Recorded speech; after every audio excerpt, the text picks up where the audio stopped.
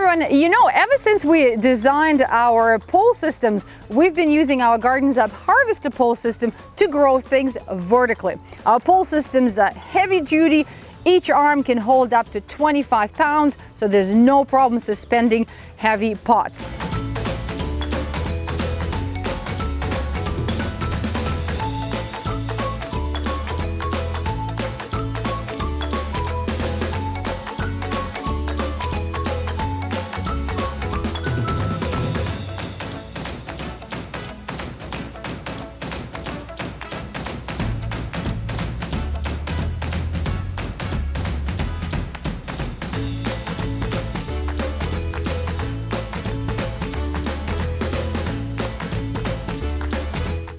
I prefer growing cherry tomatoes.